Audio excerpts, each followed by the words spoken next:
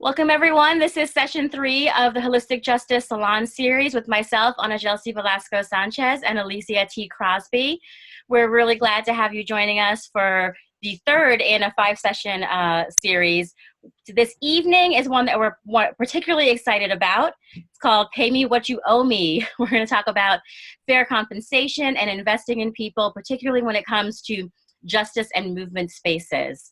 Before we really jump in, I want to remind folks that if you're enjoying what you're hearing in the conversation, you can talk about it on social media at #HJSalon.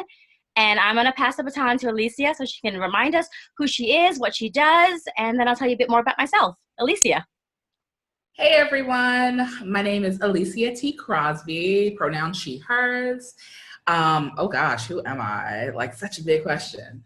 I am a writer, speaker, reluctant minister, nonprofit runner of things, AKA executive director. But I am glad to be with you for this session 3. Justice, equity are really important things in my world, and I'm really excited for this conversation around pay equity and justly invested in people, because it's something we oftentimes don't speak about. Yeah, thank you. Again, I'm Ana Gelsi. I do very similar work to Alicia, a lot of crossover, but I'm a writer, artist. I facilitate community conversations around things like social justice issues, decolonization, spirituality and healing, all of the above. So I have a number of passions, but they all center around this conversation about who we are and how we move in the world, and how we can serve one another. So as I said, tonight we're talking about Pay Me What You Owe Me. You may have noticed that all of our sessions are named after song lyrics that we appreciate. So that one's for Rihanna, whom I adore. We want to remind folks that these are brief conversations. It's really getting a taste of stuff that cannot possibly be unpacked in an hour, but it's a chance to talk about some of the major bullet points, really. And then, honestly, if you want to talk more, find us, bring us to your community. We would love to spend the day, the week with you, whatever it may be, but we're gonna touch on some things on this conversation. So we're gonna jump right in with talking about the problems that we see when it comes to justice and movement spaces. Alicia and I were planning out how we were going to talk about this, and we wanted to start naming first why we felt this was a conversation that was necessary. And so something, between the two of us, we probably have 20 plus years of nonprofit experience and movement justice work experience. And a persistent problem that we see are the way that people are sort of used up, swallowed up, not compensated for their work, not valued for everything that they're bringing to the table. And it often leads to frustration, to resentment, to walking away, to burnout. And so we have our own personal experiences and stories about that. And then we have so many folks in our lives, or peers, partners in the movement, who share stories that echo the same problems. And so one of the first ones that we want to talk about is very, very common, particularly if you're new to the sort of work that you're doing. When you're that fresh face, just beginning, and you want to do whatever the movement calls you to, because you're down for the work, and you get the response of, well, we can't pay you, but there's something we can pay you in. What do you think that is, Alicia? Oh no. Oh God, hold on. Someone's calling in for Alicia. Never mind, Alicia. It's people saying that they can pay you in exposure.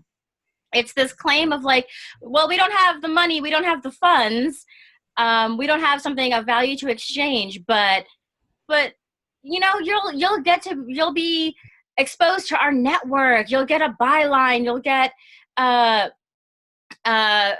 chance to lead to money in the future. And what happens is that rarely actually leads to any sort of future work. Certainly nothing that's sustainable. I heard that so many times, not just in speaking and teaching, but as an artist. A lot of can you paint something? Give it to our event. You'll get exposure, and down the line, someone might buy your work. It's literally never happened. Alicia, are you familiar with this? I definitely am. Um, I mean, I think it's like a common tactic. Like folks definitely like, you know, like you're the fresh face, like you have perspectives that other people don't have. And then give me a moment.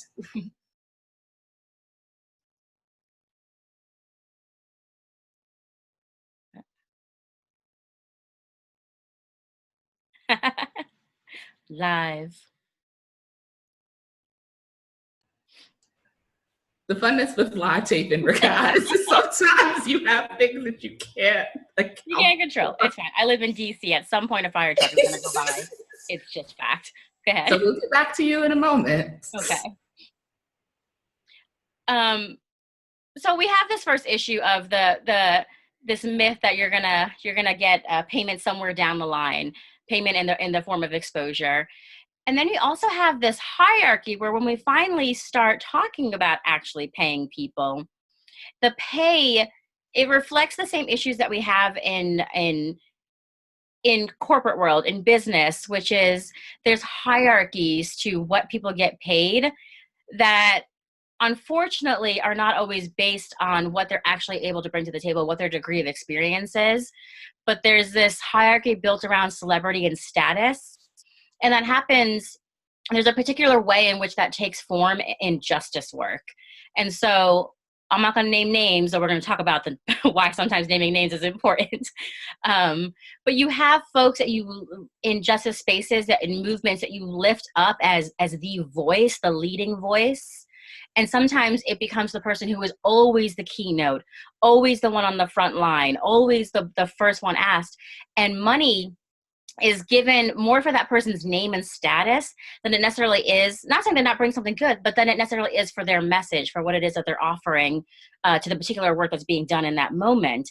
And often in order to compensate that person at that degree, what happens is there's a decision made about how we're valuing things. And then folks who are doing similar level work but don't have the same degree of platform find themselves with little to no compensation as a result. A really obvious example of this is within the nonprofit industrial complex is when you have a conference. I mean, anyone who's been on the conference circuit knows that you have your names who on the main stage are giving the plenary session speaking, and they're going to get often a good check written to them. And then anyone who's doing a workshop, anyone who's doing a breakout, very rarely, if ever, receives any degree of compensation. So, and the rationalization is they're a smaller name and you're doing them a favor. Again, so it's this relationship between they're getting exposure and we're propping up this idea of there's a hierarchy. You earn your chance to be compensated for your work, which in no really other scenario does it become that egregious. You usually aren't going to walk into your office and be told, well, then again, unpaid internships is a major issue. You're rarely going to walk into your office and be told, you know, for the first 5 years that you work here, you're just going to get exposure. We're not actually going to pay you, you know, work out how you do rent and food. And when you're well known enough, then you'll get some pay. That's not how things work, but it's often how they work in movement spaces. So we have these issues with the myth of exposure, with the hierarchy, and the way we determine pay equity around your celebrity or platform. And then we have the way in which we extract and tokenize people. So once there's compensation being given, there's a way in which these relationships become really determined, like, it's just about what you can bring in that moment. So, and I see some heads nodding. So there's usually familiarity with this idea of like, I'm only valued and respected and needed enough for what it is that I'm offering, my hot take, my heartbreaking story. I spoke at a conference called Nevertheless She Preached a while back, and I coined a term, testimonial porn. And what I was talking about is where people want to extract our stories from us, but don't necessarily want our presence. And so it's not relationally based, but they love the narrative, the salvation narrative of like, oh, you came from, I'm getting real Christianese in my language, but you came from here and you ended up here. And like, we want that heartwarming. We want you to challenge us, but just so much. but we don't want everything that there is about you. So there's this distraction. There's being sidelined when you don't act and behave exactly as you should, and your money and your compensation is wrapped up in that. So it becomes play the game or lose out on paying for, especially for those of us that are being paid at lower rates, lose out on being able to afford your livelihood, to pay rent, to keep a roof over your head, to handle like getting your groceries in your fridge and whatever else is you may need, is based on playing that game. And sometimes that means allowing, for the point of survival, yourself to be tokenized and for your story to be appropriated in that way. Alicia, you ready to share some thoughts? I am still gathering them, honestly. Okay. A bit of unexpected distraction. Oh, it's all right. What I definitely will say is like, I just, reflect on my own experiences and realize like how demoralizing it feels to be in that place where like you are being like mined for your trauma, for your experiences, and like any project, where like mining takes place, when you've been tapped dry, like you're discarded. And I think that, when we speak about, equitable compensation, part of what we're speaking about is like this relationship building that should be there, that's not. Like, we aren't things to be tossed away. We're people with very real experiences and lives and feelings and desires for connection. And I think that too often that gets exploited in order for folks to have the benefit of hearing about us without having to connect with us. Because that connection with us would lead to, I don't know, advocacy and an action that maybe they're not prepared or desiring to take on our behalf. Yeah. And there's a real toxicity to this. And I would maybe go as far as to say there's something predatory about it, particularly when the people that you're mining those stories from are folks that are living on the margins of society for a myriad of different reasons. And so I think about, there's this, as someone who's had their story turned into testimonial porn and who has allowed that to happen to their story, part of the reason that one might allow that to happen is there's something insidious about us feeling like, oh, I'm seen. Oh, I'm wanted. Oh, I'm welcomed into a space that I wasn't before. I'm needed. People are interested in what I have to say. Like, yes, it might mean I need to degrade myself. I need to accept less than I'm worth. I need to share parts of myself that I maybe otherwise wasn't ready to share. But I'm gonna get something I need in return, which is this validation. And I think there's a real awareness of that when it's happening, of the person who's doing that extraction, intentionally or unintentionally. That is what's happening. It's this playing on this need that we have for validation and to be seen and to be recognized and validated and appreciated for our story, even if it means having to pimp it out.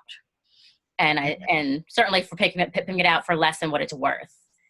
And I think the thing that's so sad about that is that, and I don't want to speak for anyone other than myself, I know what was sad about it for me is like where I think of like that mining of that, how did you name it? The testimonial porn? The testimonial porn.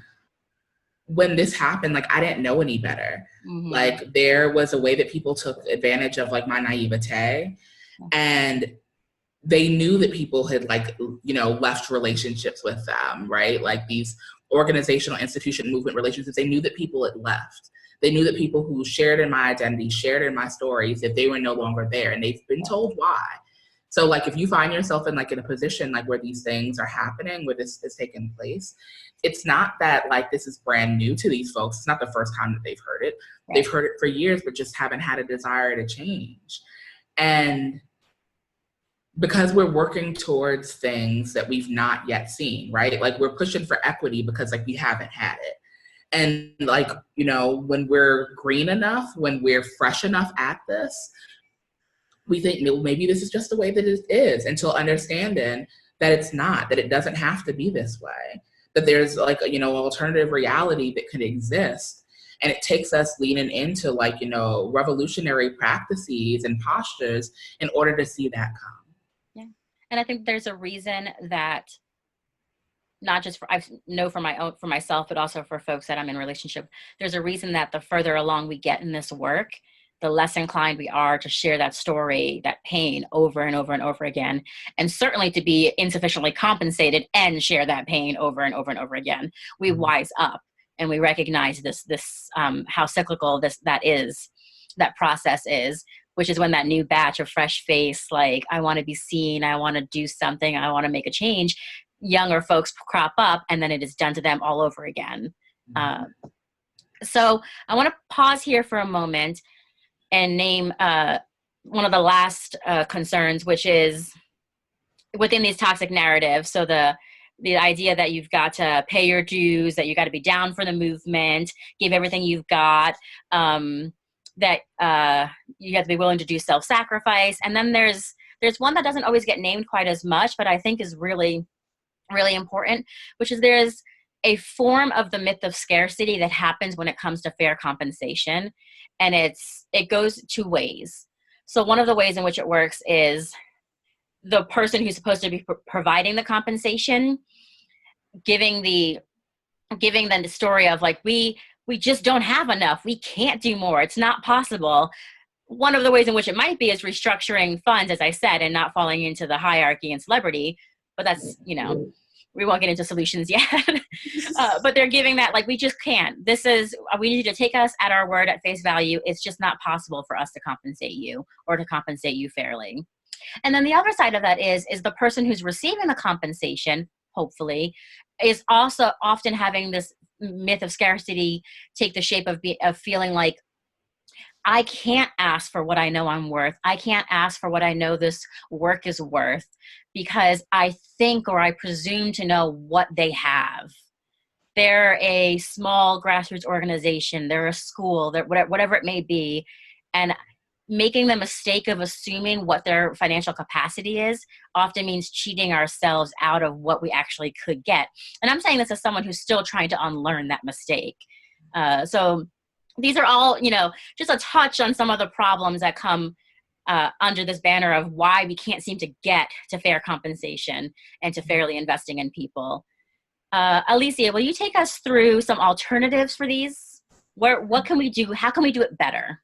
Absolutely. So, I mean, where we have problems, like we have alternatives, and like as we spoke about last month, when we were speaking about intermovement relationships, we spoke about the difference between looking for like responses versus solutions.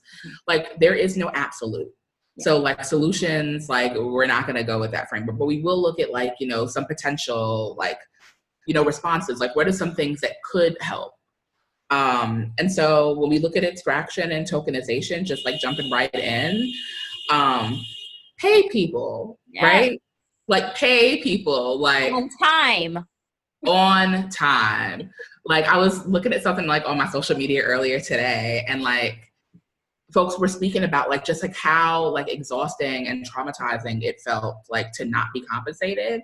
And like they were like, I guess they were given whatever like stories by like the institutions like who still owe them money, and like, and people don't care how they say like F you pay me. Like that's how, like that's really what it is, like pay people. Like you are no longer well, that's not true. You are not being as exploitative in an extraction, like when there is a check involved. Like it still can be, right? Like if there's still like, you know, uneven relationship, but when you start like thinking about, okay, this is what it means for me to have some degree of exchange, for some degree of mutuality to be present, it starts to level that playing field. Now, like there's a long way to go, and like we'll keep on talking about like what that looks like, but paying people on time, not a year from now, not 9 months from now. Like, no, if I gave us like a talk or I wrote or I did whatever, when I've completed my work, hell, before I've completed my work, it'd be nice to be paid. Yes. Because like, well, too many of us know the stories of what it's like to work with, you know, universities. And like 9 months later, you're still arguing with their finance department because you haven't been cut a check. You know who doesn't care? Like if you don't get your check on time, your landlords, like your utility companies. And like we put people in really like dire constraints sometimes because of not being mindful of the fact that like they have lives and livelihoods that we need to honor, and part of honoring is giving people their checks in a timely fashion. Yes. Chelsea, you have any thoughts on this? Yeah, I mean, well, when we were talking about what some of these alternatives or other ways to envision how we can do this is, one of the things we named is, no pun intended, is that we have to name who the culprits are, name who the repeat offenders are. And I don't want to say that and have people hear me say, you know, narc on everyone any chance, shout it from the rooftops, to, like without discretion, or that it's supposed to be like chisme, like gossip all the time. What I am saying is one of the ways in which these cycles are able to persist is because the people who are victimized by these cycles are given the impression that we cannot talk about it publicly or with our peers, that it's inappropriate or unprofessional to share our experiences with different groups.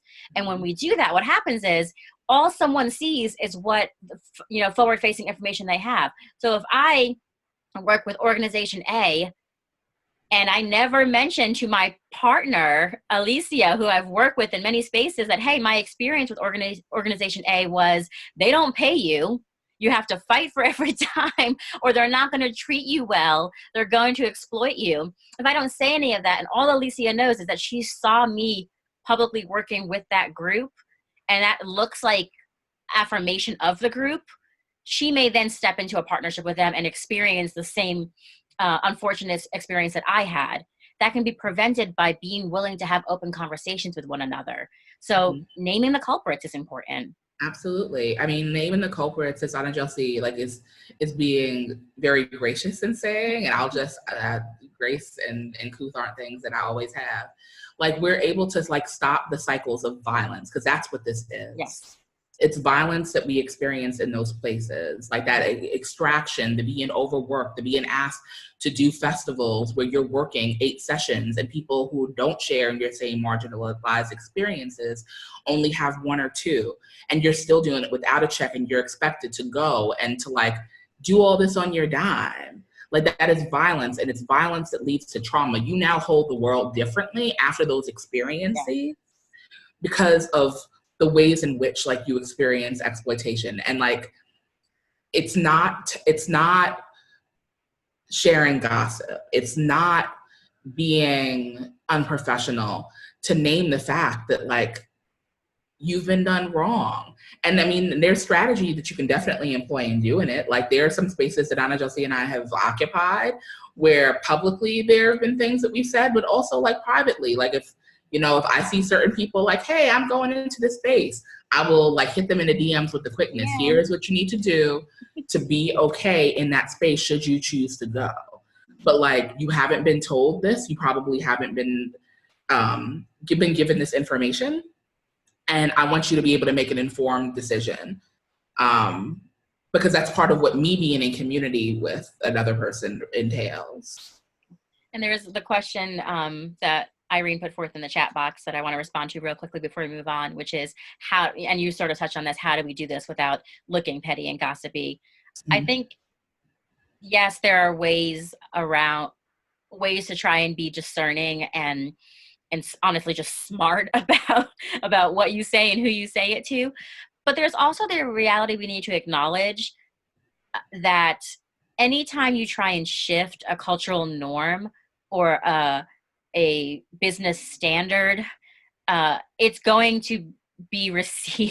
often going to be received with some hostility or some pushback of like, that's not how we do things, and therefore you must be wrong. I'm not sure that you can do away with that completely. If you're going to be a part of shifting this this way of how we do things, of trying to offer up more transparency in the process, the chance is you are going to come up against people where it doesn't matter how calmly or gracefully or with discretion you said something, you're going to be seen as someone who's rocking the boat, who's gossiping or petty, or who's all about the money. Suddenly you're like, oh, you just care about the money? Well, yeah, I got to eat. Like, yes, I care about the money. It's okay. But so recognizing that, like, there are things we can do to limit that, but some of that's just going to happen. Mm-hmm. I'm going to wait to go into Morgan's question because we're actually going to get into the conversation that he's bringing up in the chat box later. But Alicia, do you want to keep us going? Yeah, but one more thing that I'll say, kind of piggybacking on what you just shared, is that we can't get away from considering the power dynamics involved, like, and why people frame us as petty, right? Or why they frame us as being like gossipy. It's in order to disempower this, like, our arguments and our critiques of systems. So, I mean, it's something that we see happening in dominant culture all the time. It's like, if you can't undermine someone, you know, or completely eliminate them, then you'll try to destabilize, like, whatever platform they have. And like, when we have labels affixed to us, that's really what, like, these folks who are in these more dominant cultures, who are, you know, complicit and, like, in this harm, it's a tactic. So just kind of keep that in mind. So when we talk about, like, you know, the myth of exposure, it's funny because, you know, exposure doesn't have a lot of payout, but there are other things that, like, other folks could do and could give that is equitable, that's non-financial, right? Like, you don't always have to, like, get money in order for things to be a little bit more equitable. Like, there are ways that we can barter and have conversations about how we lend our gifts to one another in order to, like, to combat, like, you know, one, like, utilizing exposure is, like, the thing that we offer. But also just realize, like, not everybody has, like, you know, the ends, like, they don't have the funds to, like, to always share, but it doesn't mean that they don't have other gifts and services that they could provide, like, in exchange for you giving your gifts and services to the places that they occupy. And it's just another thing that we need to normalize. Because it's going to feel just like it's going to feel gossipy or petty to name who isn't treating who right in these spaces. It's going to feel weird and awkward to be like, hey, I don't have money, or to be the person saying, hey, I know you don't have money, but you do this. I know you're a graphic designer. I need a new logo and you need copy editing done. Can we make an exchange? You know, you need headshots and I can't think of a fourth thing, but it's monetarily comparable to headshots. But there's so many things. I mean, and sometimes it's not even, like, you know, services that you provide, you know, professionally. Like, you know, I mean, if we're really thinking outside the box, it's like, hey, meals, like, or childcare. It's like, you know, I may not be able to, like, pay you for this event, but, like, if you have, like, small children, like, please bring them along. We'll make sure that, like, somebody, like, watches them, or, like, we'll provide, like, free babysitting service, like, on your next kid. Like, there's different things that we can do. And I think it's cool, like, just in general, to think about, like, how we can lend support versus, like, funds, because support is really something I think gets glossed over sometimes. Yeah. So looking at our third problem, like the whole notion of, like, payarchies and celebrity, like, one of the responses that, like, Anna Jelsi and I had talked through was restructuring pay scales, because, like, there is something to be said of people who do have more experience sometimes, who have, you know, dedicated their lives maybe for a little bit longer and have, like, you know, expertise in an area where maybe, like, they do get paid, you know, a little bit more, but it doesn't mean that there's, like, complete disequity where, like, no one else is cared for or honored, or their gifts are somehow seen as lesser. Do you have any other thoughts that you want to share there? Yeah, I think that there's work that would have to be done in order to make that possible, but it's a very doable thing. And so some of the steps that might need to be taken, not to go too far down the rabbit hole, is if you're looking at your pay structure and you're thinking, you know what, we do want to start paying our workshop presenters. They're bringing knowledge also, and that's worth something. That's valuable. If we didn't think it was valuable, we wouldn't ask them to be here. So we know it's worth something. But now we realize we can't pay our keynote the same amount of money if we're going to pay our workshop people something. That's fine. Have that conversation with your keynote. So there need, again, this is this transparency in this conversation, this relational base that has to begin to be built, where you have those conversations and say, hey, I recognize that your usual amount coming in is the following. We can't pay that. And the reason we can't is we've made a commitment to make sure that we compensate everyone who is offering their services at our events. In order to do that, we have to trim down a little bit on what we offer to some of our more experienced speakers. Are you willing to partner with us in that, like, trying to change things a little bit? Does our structure make sense to you? Sharing that alone would make a huge difference. So the person doesn't feel like, oh, you just don't want to pay, but hey, we're trying to do something in terms of making things more equitable for everybody, and you can be a part of that. Mm-hmm. So there are steps that need to be taken. Absolutely. I mean, and it's an extension of community, even have those conversations. Too oftentimes, like, event planners and people organizing like different things don't forge bonds of community, like with those who come into the space. Mm-hmm. And so like when you're having conversations, like from the onset, like here's what the vision is, but like this vision isn't one that I hold alone. This is one that we hold together. And when you have conversations about like, compensation and, it's sharing, like, I want to make sure that everybody is compensated in a way that's like just and caring and honors what they bring to the table. There's, like, you never know, like, the people who like, work with, they may donate their time. They may know of like other sources to like make sure that everyone is okay and that everyone is well, because that's ultimately like what we're talking about, like with this whole project of like holistic justice is like dynamically approaching things, like tapping into wells that weren't tapped into before. And it's to make sure that we're all good, not just some of us at the end of the day. Yes. So with, when we look at combating like toxic narratives, I mean, we've mentioned it like a few times over, like in the course or this course of or portion of the conversation, but like transparency is key. Candor is key. Like keeping it 100, like I think there's a lot of shame that plays into things a lot of times. Like people are ashamed to like name where they're really at. Conversely, sometimes like people like are kind of relying on hubris and posturing. Yeah. But like if we're honest about where we are and what our intentions are, then it changes everything. So like when we look at something like pay your dues, it's like, okay, like why do you feel like that's a thing? Like if people were just like honest about like there being like power structures that they rely on in order to amass power for themselves and to keep it from others, instead of just saying pay your dues, then like we're having a more honest conversation there, because like people want longevity in their careers, like whatever those careers may be. And so that's why statements like that get offered. And one of the other sides of that transparency and candor that needs to happen is, and this is sort of in line with this idea of naming names, of naming the culprits or spaces where you're not going to be treated right. There also needs to be transparency and candor in saying, hey, this is my rate. This is what I asked for an all-day workshop. This is what I do for an hour of, like, this is what I bring in for an hour of consulting. This is how I learned to negotiate. Here's some tips. Here's my speaker request form if you want to use it and see if it can help you shape your own. And this is not just in movement spaces, in basically all spaces where there's some sort of financial exchange happening or payment. There's this idea, again, of what professionalism looks like. Professionalism is never speaking about money. You don't tell your coworker what you're bringing home. That's inappropriate. That's actually a tactic that a lot of labor organizers work against, because that's how you keep people from getting fair compensation. If employee A is never talking to employee B about what they bring home, they're never going to realize that something unfair is happening.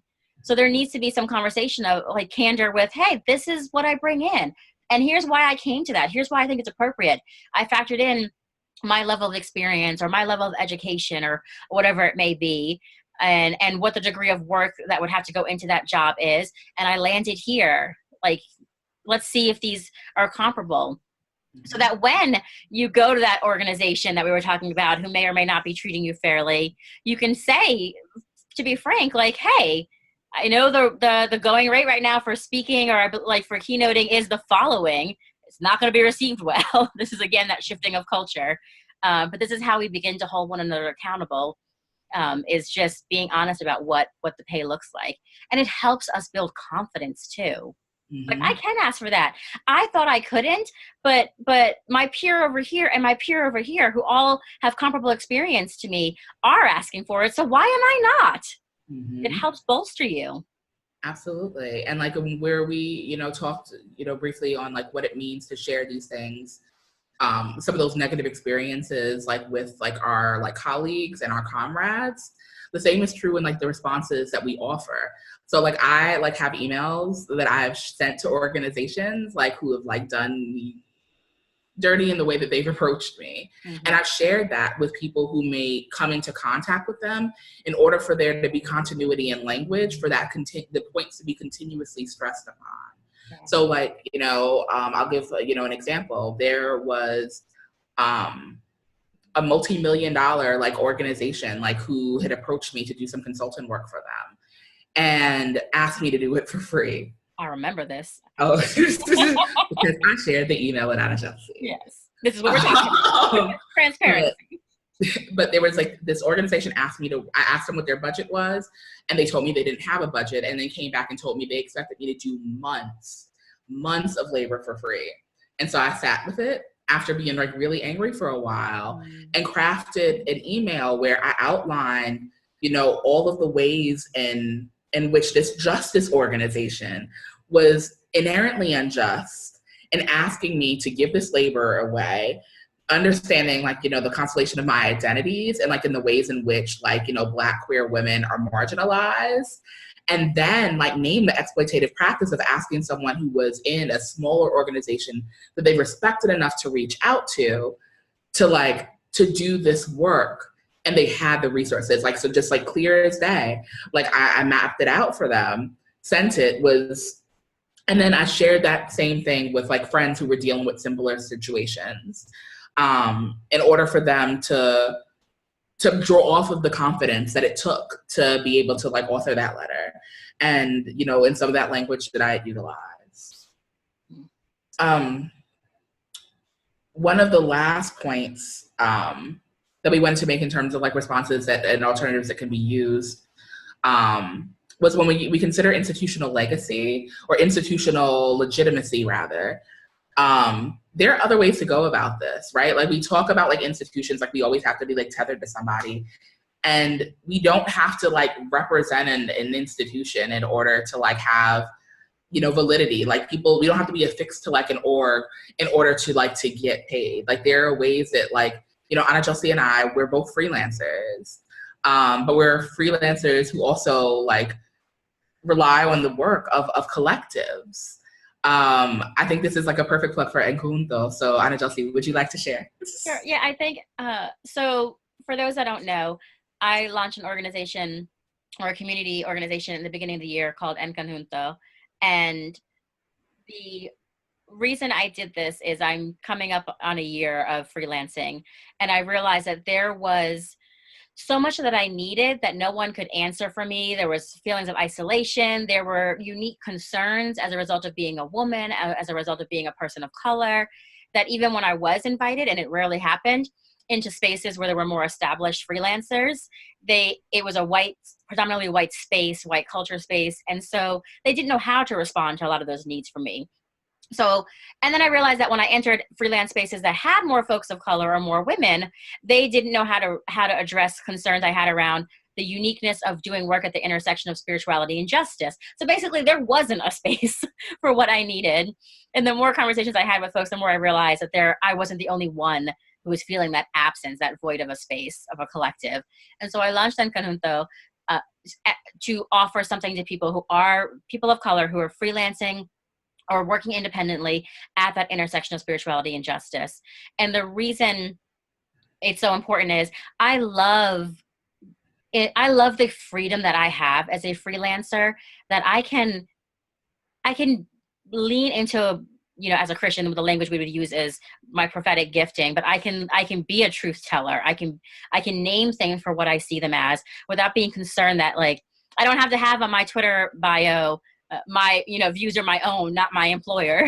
I can just say what I think. I can work with who I truly want to work with. I feel like I have more integrity in the jobs I decide to take, the people I decide to partner with. But I also realize that there are limitations to that because it's so deeply ingrained in movement spaces that you are legitimized by whoever banner you are working under.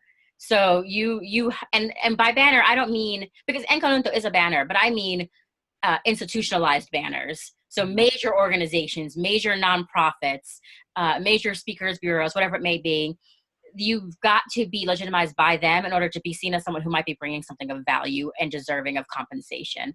And Conjunto is a way to help people advocate for themselves, and to be able to give them the opportunity to point back at something and say, these are my people. I do my own work in my own way, but these are my people. And those people be those who can help them when it comes to the transparency, to the encouragement, to the accountability. So in Conjunto, or collectives like that are one of the ways in which we can combat this need for major institutionalized legitimacy. Absolutely. So we have a few minutes remaining, but in this time, we wanted to speak about just some practical steps that folks could take in order to pursue maybe being more equitably compensated, like in their movement work, in their nonprofit work, like in their consulting, like however it is that they were working towards like pursuing justice a bit more fully. Yeah. And a lot of this stuff is like internal, right? Like, so we talked about like systems and how they bear down on people, like in the ways in which like folks relate to them. But there's a lot of like internal stuff that happens that like oftentimes like we don't name. And like one of the first things, like as we were having our conversation in our planning call, that I remember thinking of is like, we've got to count the cost of the work. Like we have to like really sit and consider like what we're trying to do, what all we're, hoping to gain, what all we're willing to lose, because like there is a cost that many of us incur that we don't speak about. And what you do and what you won't do, what you will and won't accept, what you engage in, what you choose to abstain from engaging, all comes down to the boundaries that you set like for yourself. And that comes with counting the cost and considering like what you're willing to do. Yeah. And I think there's also just some practicality to that. Mm-hmm. One of the sort of mind-blowing moments for me in this last year, as I was really settling into what my rates are and how I was properly setting them, was I couldn't get myself past the idea of like, oh, if I go and do a 5-hour training, I charge them just my rate for those 5 hours, like just the bare minimum of what technically it like pay would look like for 5 hours. And I talked with someone who has helped me so much. And one of the things that she said to me was, well, what are you factoring in? So let's think about this. That 5-hour training that you gave took what, maybe, 15 hours of prep work and planning and research, etc. Okay. Then you also have to travel across the country to do it. So actually you were away from home for 3 days. So really you lost out on work for 2.5 days because you do a half day of work for them, but you couldn't do anything the rest of the day or any of the time that you were traveling. So you've lost out on 3 days worth of any other work. That is what that's covering. It's time away from family. It's time away from loved ones. You have to take out 30% for taxes, like all these things that I just wasn't factoring into how I determined what my rates were. Whereas there's just practicality to sitting for a moment and counting the cost. What actually goes in to offering something good, something of value to people? It's more than merely the 5 hours. Mm-hmm. There's emotional and actual sacrifice that has to be made in order to do that. Absolutely. I'm so glad that you named the emotional cost, because I think that's a lot of times something that people forget about, that there is like emotional labor that folks commit to, and it maybe it doesn't have like a practical, like, or like a tangible like outcome, right? You may not have, named how much time that you sit just considering like what all goes into this and what do I need to rearrange, but that's definitely a part of it, right? In order to free ourselves up to like to do the work that equity requires, like we have to consider like, okay, what needs to be rearranged, shifted in my world in order to make space for this. Yeah. And then you sit and think about like the needs of the communities that you're engaging in. And like, that's not something that like, you know, we're taught a lot of the times to take into consideration. But as we think about that, like, you know, I think that like lends itself to like engaging in some degrees of self-advocacy. Like, what are you willing to do? Like, what ways are you willing to speak up for yourself? In my former life as an educational advocate, like I used to tell my students, like, you are your first line of defense. Like anyone could tell you anything, they could try to do anything, but like if you aren't able like to name, these are my boundaries, and these are the ways in which I will not allow my boundaries to be crossed. And that comes with people asking you to give of your time in certain ways, like, you know, insisting that this is the only form of compensation or only degree of compensation you'll earn. Like if those boundaries aren't like hard and firm as reasonably hard and firm, then there are ways in which like you can be exploited in ways that you do find yourself giving things away. And like you can avoid that if like you learn to advocate for yourself. And I say this knowing that this is a journey that I'm continuously on. Yes. Because there's so many things I'm still learning. And speaking up for myself in ways in which I am, you know, yes, gracious like to others, but also like just gracious to myself, and just realizing like, nah, like it's not going down like this. Like I'm not willing to give this up or to like let this line be crossed. Yeah, it's something I'm still learning to do more effectively.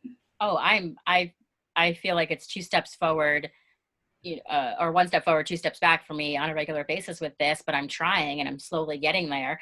And it's complicated more so by the fact that because I'm a relational person and you know, my background is organizing, I've built so many relationships with so many folks who are doing work in movement spaces that it's frankly, it's a little bit easier, still takes some like hyping myself up, but it's a little bit easier to push back to some unknown person at University of so-and-so when they're challenging my rate than it is to at a friend who says, hey, can you help with whatever we're doing? Can you come and speak?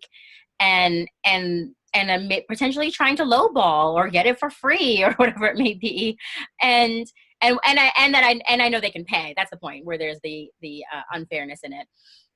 That's much more difficult because you're thinking about, well, what is my relationship with this person that I'm potentially trying to preserve? I don't want to walk away from them in terms of a relationship, but I'm trying to figure out how to either negotiate this or be able to walk away without harming the friendship.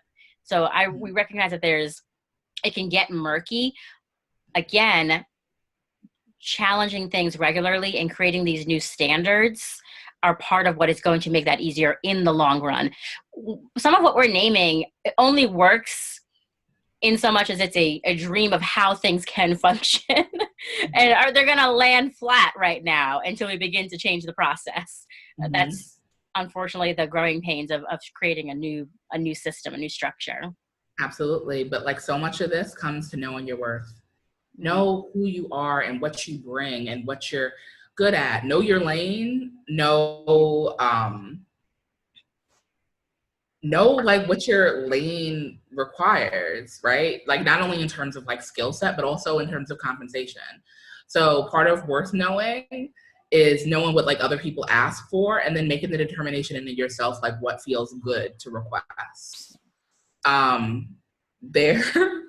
have a friend like who's a consultant and they get on me all the time because they feel like I like lowball myself in terms of like what I ask for rate wise, but like because I want to make space for people with different capacities, like I don't ask for like what folks and maybe who work predominantly in a corporate sphere would ask for, like with consultations or writing or whatever. But that's like me, again, knowing myself knowing the ways in which I'm willing to advocate, and like also just, yeah, being super clear on my boundaries.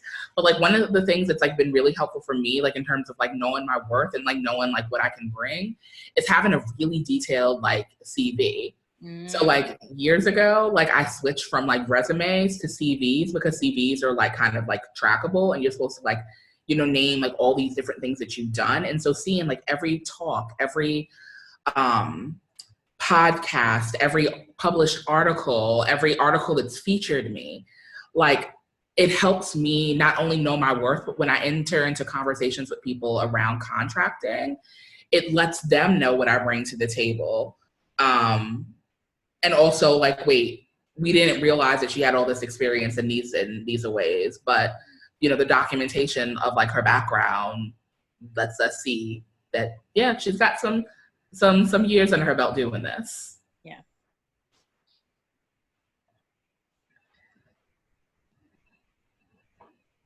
I don't know, Steve, do you have any other thoughts? No, we're going to need to shift into potential Q&A questions, but did you want to say any final thoughts about this idea of finding your people? As one of the last internal things you need to do is spend time finding who your people are? Yeah, absolutely. But before I get to that, like 2 things that you need to be willing to do is be willing to push back, and also be willing to say no and to walk away. Not everything is going to be like a good, healthy thing for you to be involved in. And if people aren't willing to honor your presence, like through equitable, like compensation, and because it's really a form of caretaking and caregiving. And if they don't care about you in a way where they're willing to like do whatever means, like honor like what it is that you're bringing to the space, and you need to be able to say no.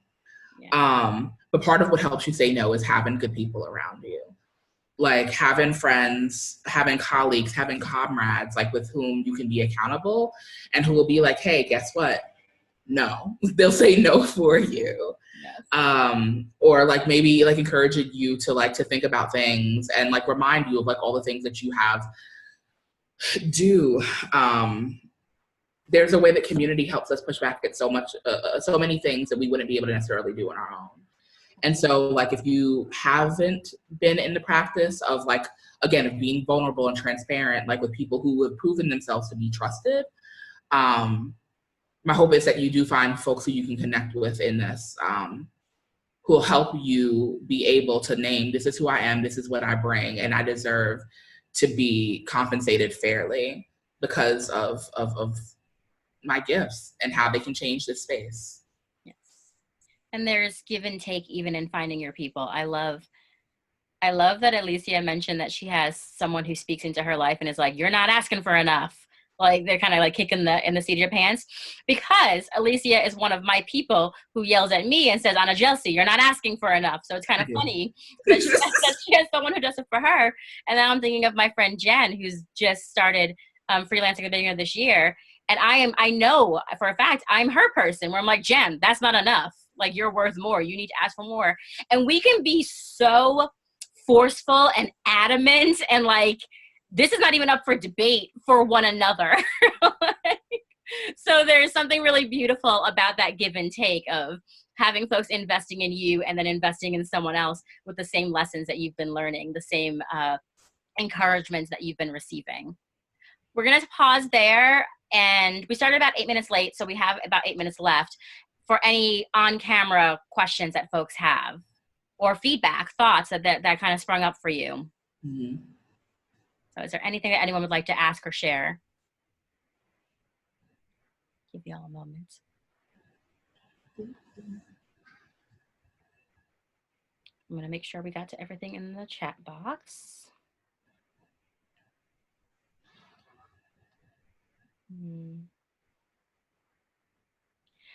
Circling back to Morgan's question.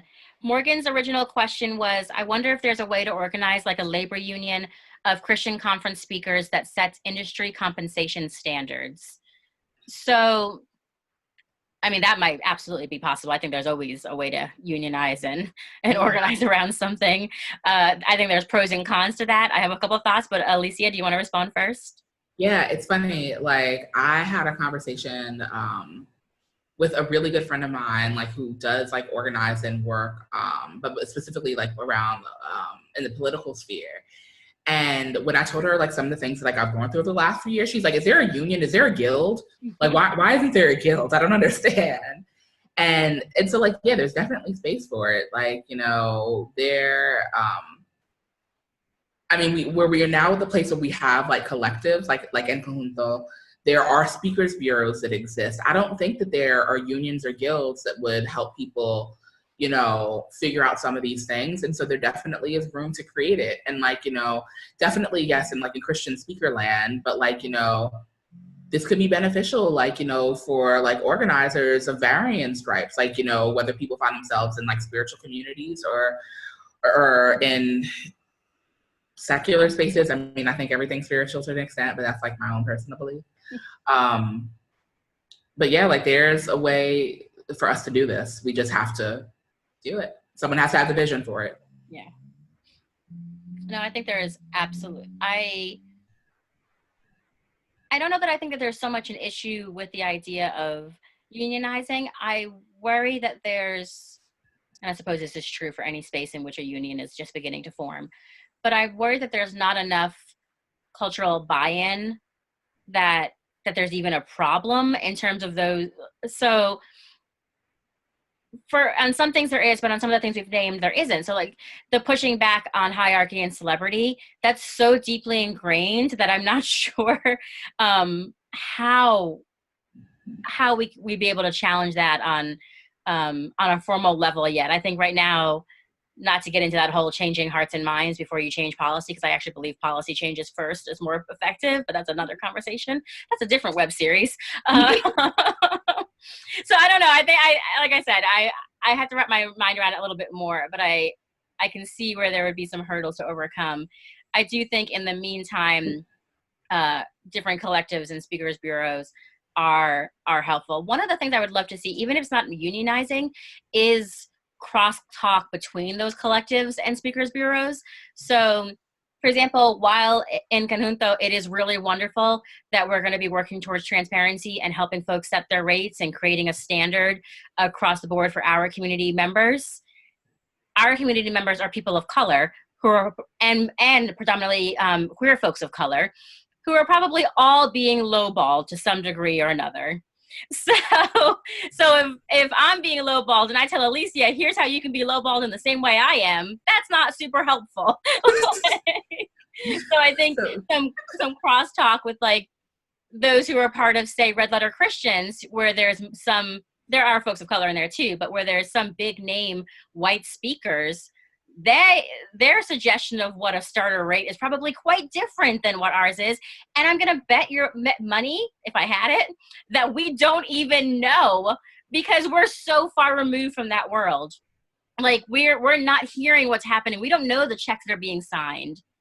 Unless, I think a great example of this is in the last year, all of the freelancers that have shared with me what their rates are have offered up transparency in order to help me set my own and help me see what is and is not appropriate.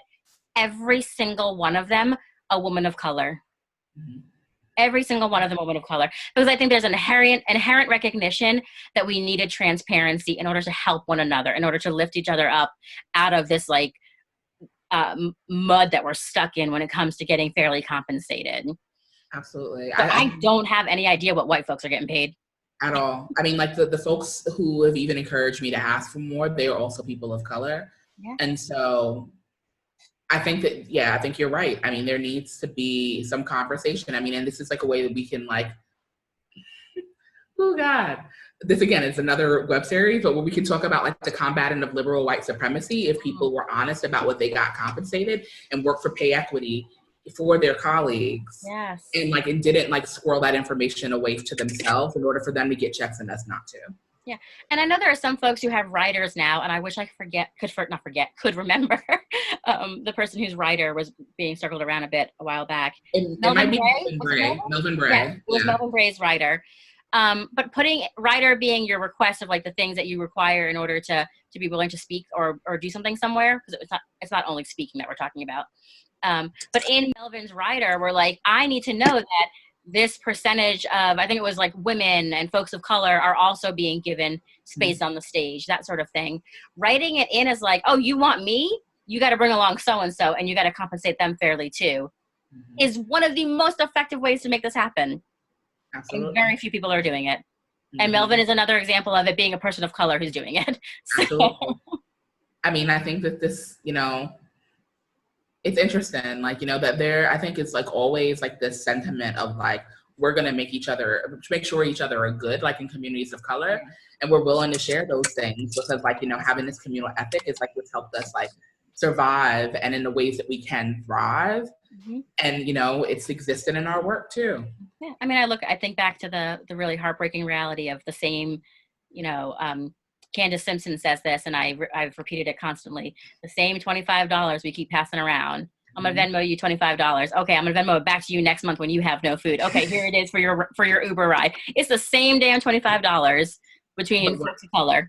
But we're gonna make sure that we all eat. Exactly. We'll make sure we're taking care of each other. The folks who have the most social power to change the current structure in order to have inclusion riders that and thank you, Rachel, for the reminder of what they're called. To have the folks who have the social power where their inclusion rider could actually make a change. Those are the folks that I'm aware of aren't including them, aren't making this a requirement, and that's what we really need. Yes, Francisco is mentioning that Alexia Salvatierra says when discussing fees, she asked, "What do you think God is wanting you to pay me?" I heard her say a variation of that at an event, and I told this to Alicia yesterday, which was, what does God pay me? What God tells you to pay a white man? And I was like, oh, that's a different. I bet you God told you something different. But it's true. It's true. Yeah. I mean, oh, he said that too. I didn't read his whole comment. Francis was ahead of me. But yes, I think that's a really great rule. Any final questions? Because we've got to bring things to a close. Or final thoughts.